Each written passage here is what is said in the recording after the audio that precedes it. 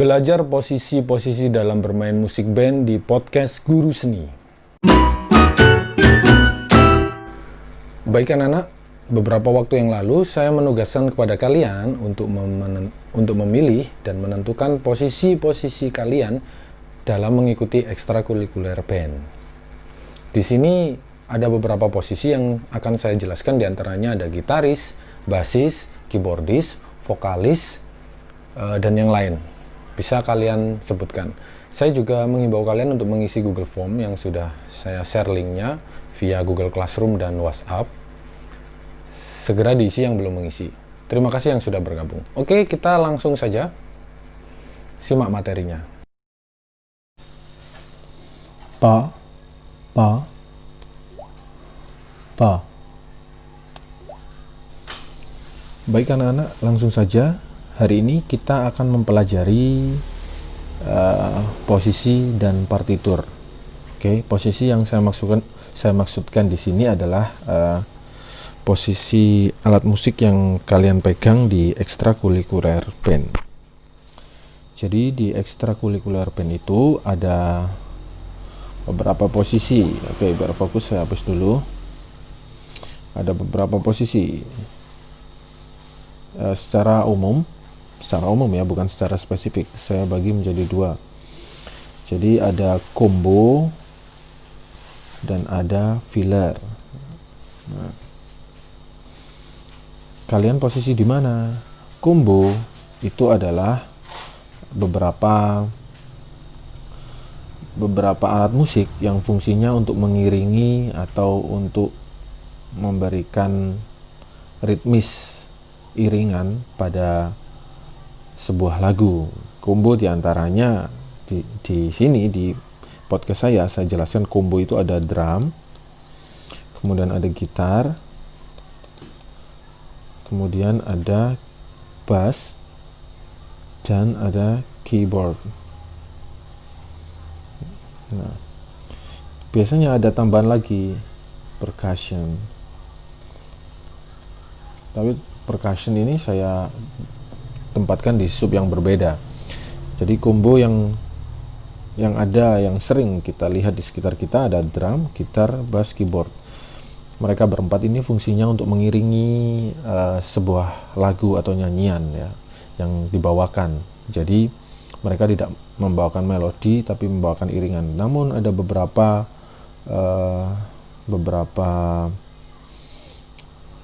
konsep pertunjukan. Biasanya gitar dan bass ini berfungsi sebagai melodi atau sebagai filler. Ini bisa juga. Kalau filler itu fungsinya untuk memberikan isian-isian saja. Filler ini biasanya cenderung melodis ya pembawaannya. Jadi alat-alat musiknya biasanya juga alat-alat musik melodis, bisa gitar maupun keyboard. Tapi bisa juga alat musik yang lain seperti violin, seperti saksofon, atau mungkin pianika, seruling, dan recorder, atau sebagainya. Ya, intinya filler ini adalah isian, sedangkan combo ini adalah iringan, kurang lebih seperti itu. Percussion ini biasanya tambahan ya. Percussion itu tambahan. Kemudian percussion itu contohnya konga, bungu. Mungkin kalau di musik dangdut ada ketipung, mungkin ketika di campur sari ada kendang, ketika musik keroncong pop mungkin ada cakcuk.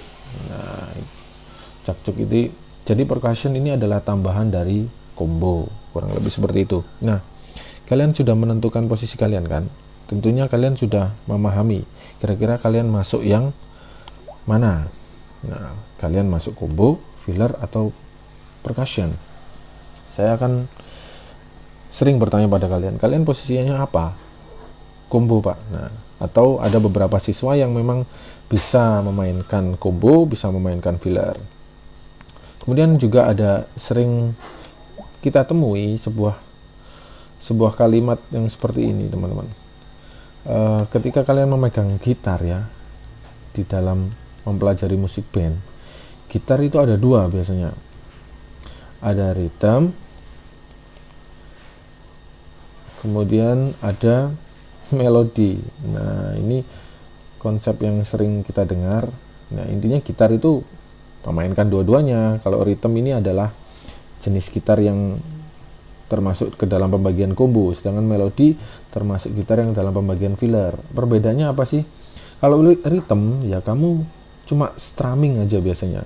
Strumming, kemudian block chord. Nah, kemudian kalian melakukan ya mengiringi lah, intinya mengiringi sih. Combo gitar rhythm itu mengiringi. Nah, oh ya, ada beberapa teman yang belum mengetahui strumming. Ya, ini sebutan saya dan sebutan beberapa orang yang bergelut di dunia musik. Strumming ini genjrengan, rek. Genjreng. Nah, kemudian block chord ini adalah istilah untuk ya memainkan kunci. Memainkan sebuah kunci. Chord itu kunci. Jadi chord itu tulisannya seperti ini. Chord, C-H-O-R-D.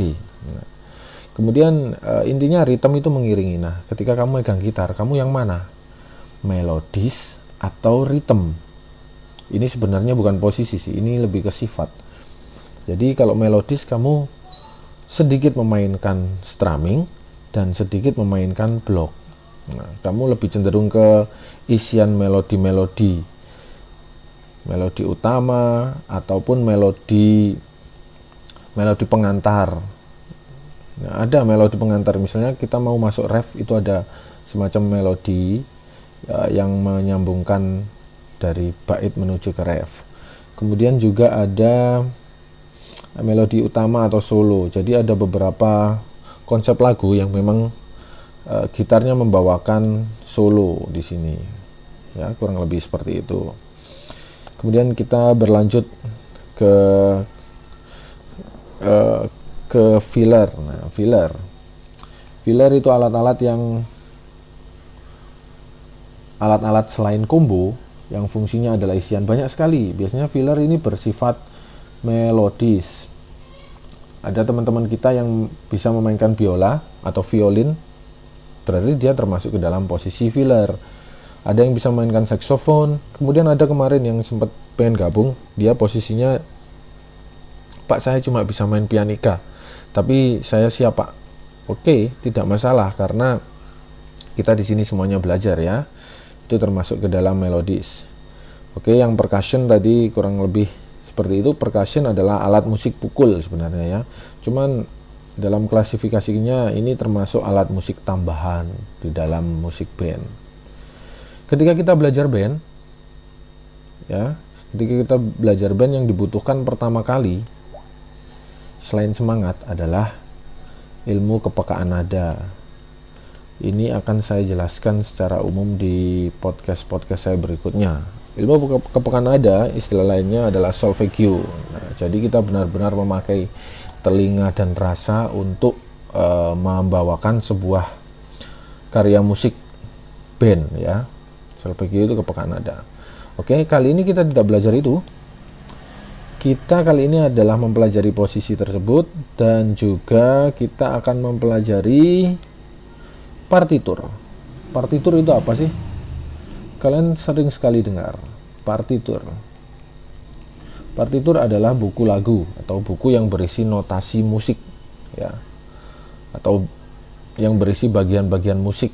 Nah, saya menyebutnya partitur. Di pembelajaran saya bagi menjadi tiga.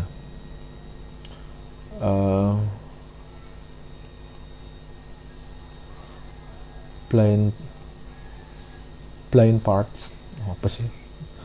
Notasi buta, kemudian hot chord, kemudian ada juga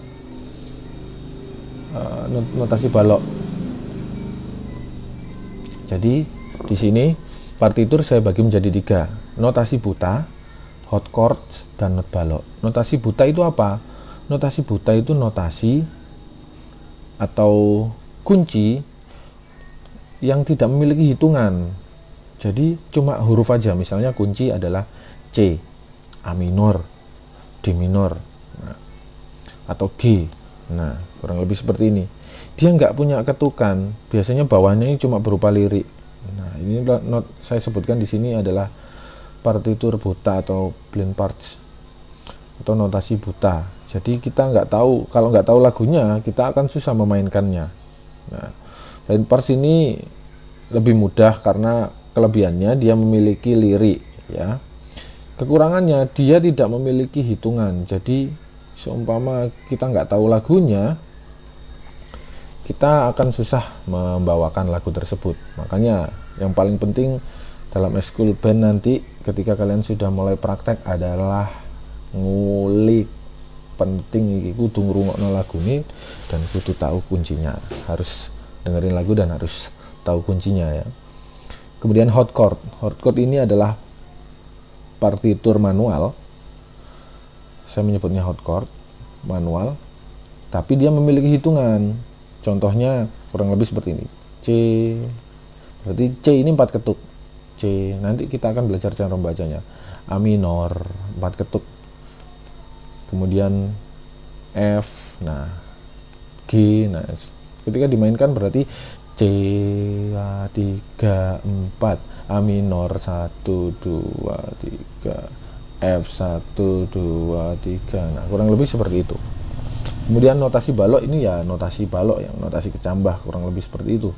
Nanti akan saya bahas di podcast saya berikutnya. Kali ini kita akan fokus membahas partitur hot chord karena saya pikir hot chord ini yang paling instan ketika kita mengerjakan sebuah lagu, ya. Oke, saya akan mencontohkan sebuah contoh partitur, teman-teman. Nah, ini adalah contoh partitur blind chords, ya, lagu Kaulah Segalanya. Ketika kalian membaca ini, nah kalian pasti bisa membaca. Ada liriknya, kemudian ada chordnya. Akan tetapi, ketika kalian nggak tahu lagunya, ketukannya model gimana, nah, blind chords ini agak susah dibaca. F, G minor ini diapakan? Ini ketukannya seberapa? Kalian mungkin akan susah. Ini. Tapi ketika kalian tahu lagunya, kelebihan partitur ini di bawahnya ada lirik. Ketika vokalnya mengucapkan lirik, misalnya tak mungkin melupakanmu, kalian bisa meraba-raba chordnya langsung ada di atasnya. Nah, kurang lebih seperti itu. Nah, kalau yang ini hot chord. Nah, ini lagu officially Missing You intro misalnya. Nah, intronya itu kunci C 4 ketuk.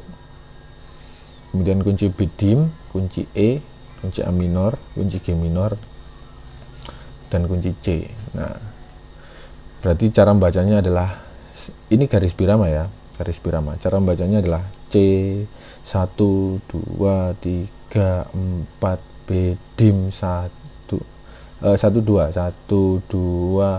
E A minor. Nah, setelah ini kita akan belajar cara membacanya secara singkat atau mungkin di podcast berikutnya biar tidak terlalu lama. Kemudian ini adalah notasi balok. Nah, notasi balok juga saya bagi menjadi 2 berdasarkan posisi-posisi di ekstrakurikuler band. Yang ini filler, jadi ini flute. Nah, ini filler, jenet.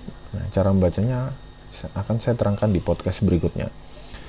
Kemudian kalau notasi alat musik, notasi combo maksud saya, nah, di bawah ini seperti ini. Nah, karena ini yang membawakan ukulele, berarti cara membacanya seperti ini. Nah, yang paling penting ini touch up atau tanda diam yang terkumpul menjadi 7. Jadi ini sukatnya 4/4. Sukat itu apa? Sukat itu hitungan dalam musik. 4/4 kali 7 berarti ada, kita ini nunggu gitar biasanya kalau lagu cintaku. Kalian harus menghitung 1 2 3 4 1 2. Nah, kurang lebih seperti itu.